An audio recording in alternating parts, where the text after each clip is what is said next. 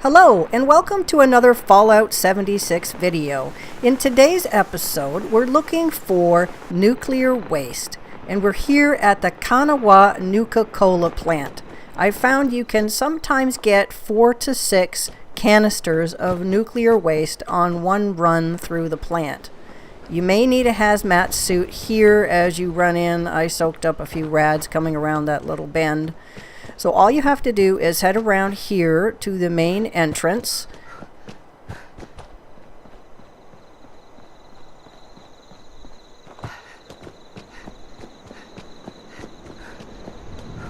You're mostly going to run into low-level ghouls and a few mole rats.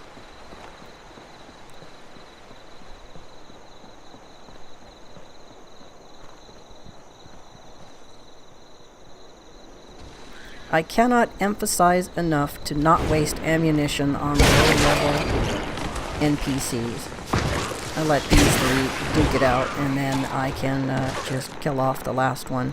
You will not waste ammo, and if you have a super sledge or another kind of fire axe or just a basic sledgehammer, high five bottle, you can take them out a lot faster and suffer less damage to yourself if you have a really good melee weapon.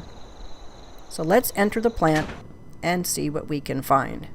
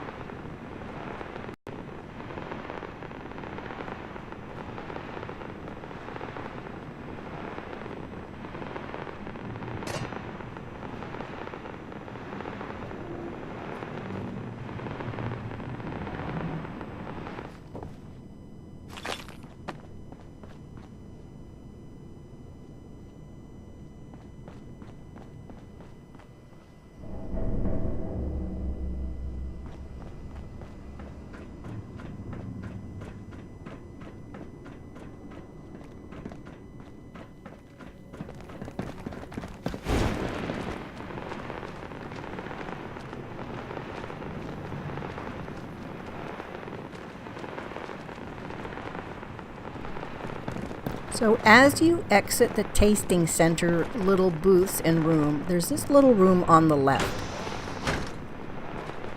It's like a little miniature laboratory. And there in the blue little case is one canister of nuclear waste.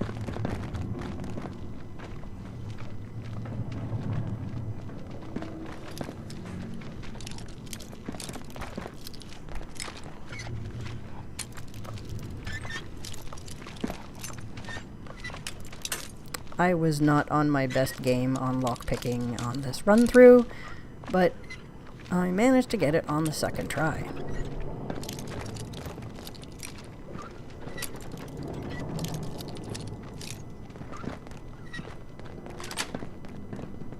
There we are.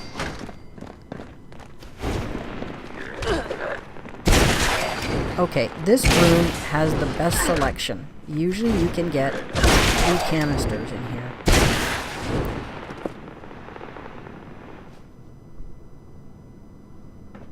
Over here on the bookshelf, on this shelf. So we have 3 already.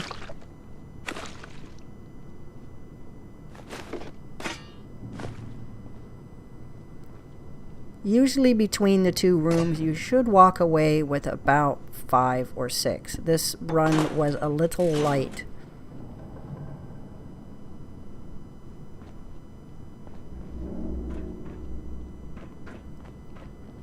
These are the tasting booths again, to give you an idea of where this location is. Backtrack out to the main floor.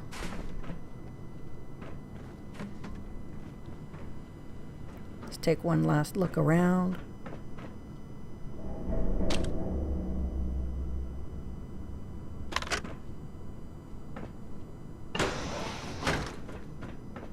So we're still on the 1 floor above the lobby.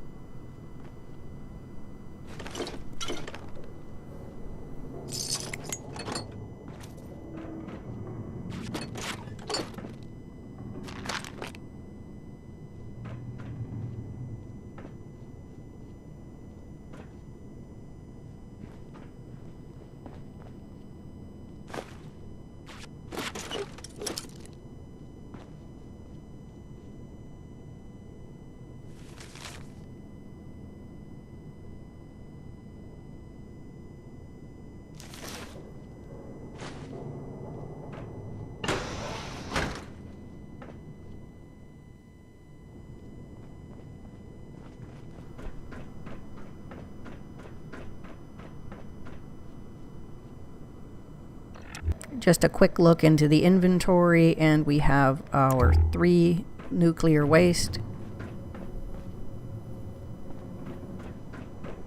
Now we can head down to the basement, and there's also a sub-basement level.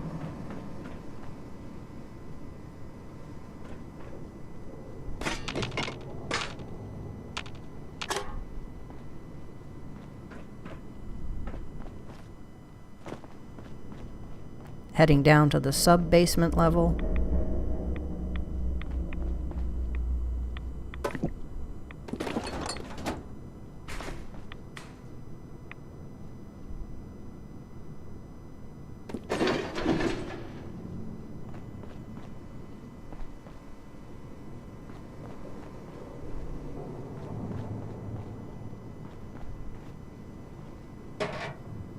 Sorry, but I can't pass up all this adhesive, oil, springs, screws, all that scrapping material I need all the time to keep your weapons upgraded. So never pass on any glues, adhesives, clipboards for springs, telephones, and fans are a great source of gears. Hot plates are a great source of circuitry.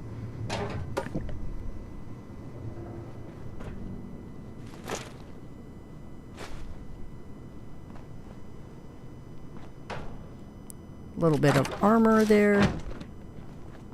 I'm also going to be doing a video on kind of foraging for scrap materials.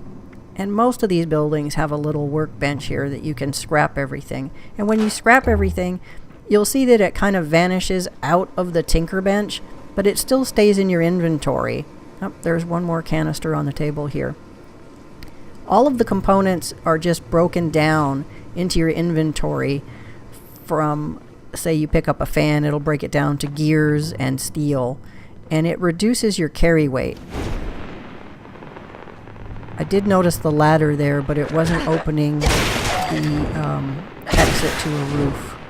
So I don't know what's going on about that. There was no power armor here, obviously. I have only visited this place twice, and I've never seen a power armor frame or pieces in there. They may just have been picked up by somebody else already. Let's take one last look through the sub-basement area.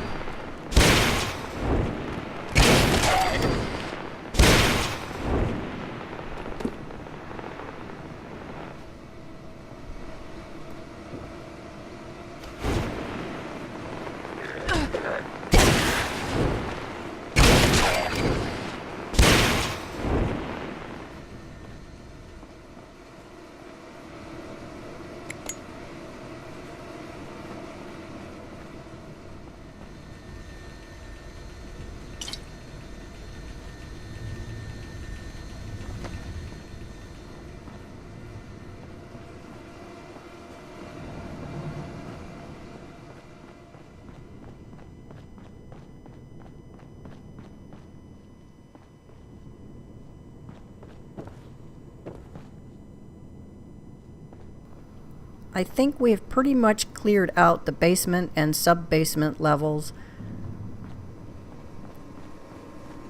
That room on the second floor off the tasting room was the one I would usually get the most nuclear waste. I'm going to take one last look at this lock that I abandoned, and then I remembered really why I didn't bother going back in here. I figured it was going to be an office or another lab.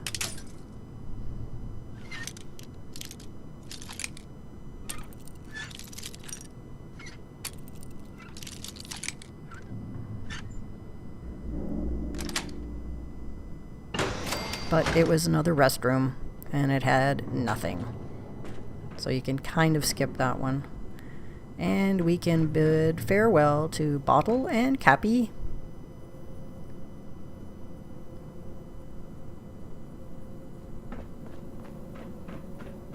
And head out of here. Hope you enjoyed the video. I wish there were more canisters of nuclear waste at this location, but on average you get about 6. Hope you found the episode helpful. Take care, have fun, and see you out in the world.